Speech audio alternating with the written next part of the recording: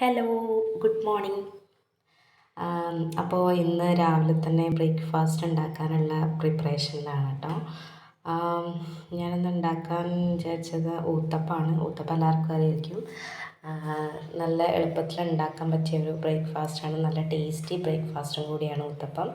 അപ്പം ഇതിന് വേണ്ടിയിട്ട് ഞാൻ ദോശമാവ് തലേന്ന് അരച്ച് വെച്ചിട്ടുണ്ടായിരുന്നു. ദോശമാവിൻ്റെ ഇത് ഞാനിതിന് മുന്നേ ചെയ്തിട്ടുണ്ട്. അത് എല്ലാവർക്കും അറിയായിരിക്കുമല്ലോ. അപ്പം എക്സ്ട്രാ നമ്മളതിൽ കുറച്ചും കൂടി ഉലുവയും അതേപോലെ തന്നെ നമുക്ക് ഉഴുന്ന് കുറച്ചും കൂടി എടുത്തിട്ടാണ് നമ്മൾ ഊത്തപ്പത്തിന് നമ്മൾ അരയ്ക്കുന്നത്.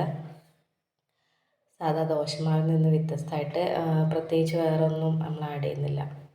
ഉലുവയും എല്ലാവരും ആഡ് ചെയ്യുന്നത് തന്നെയാണ്.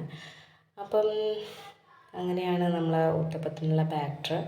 പിന്നെ ഇതിലേക്ക് നമ്മൾ സവോള, ടൊമാറ്റോ, പിന്നെ മല്ലിച്ചപ്പും പുതിയ കറിവേപ്പിലയും കൂടി ചെറുതാക്കി അരിഞ്ഞ് വെച്ചതും കൂടി നമ്മളിതിൽ ആഡ് ചെയ്യാറുണ്ട്.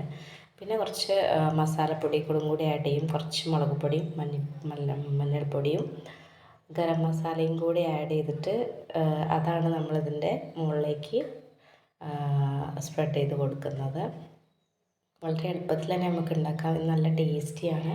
ഇതിൻ്റെ കൂടെ നമുക്ക് ചട്നിയോ അല്ലെങ്കിൽ സാമ്പാറോ ഒക്കെ കൂട്ടിയിട്ടും കഴിക്കാം. അല്ലെങ്കിൽ ഇത് ഒറ്റയ്ക്ക് തന്നെ കഴിക്കാൻ പറ്റിയ ഒരു ബ്രേക്ക്ഫാസ്റ്റാണ്.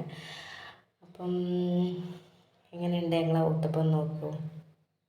എല്ലാവർക്കും ഇഷ്ടമായിട്ടുണ്ടെങ്കിൽ വീഡിയോ ലൈക്കും കമൻറ്റും ചെയ്യണേ. ഊത്തപ്പം ഇഷ്ടമുള്ള ആൾക്കാരെല്ലാം കമൻറ്റ് ചെയ്യണേ.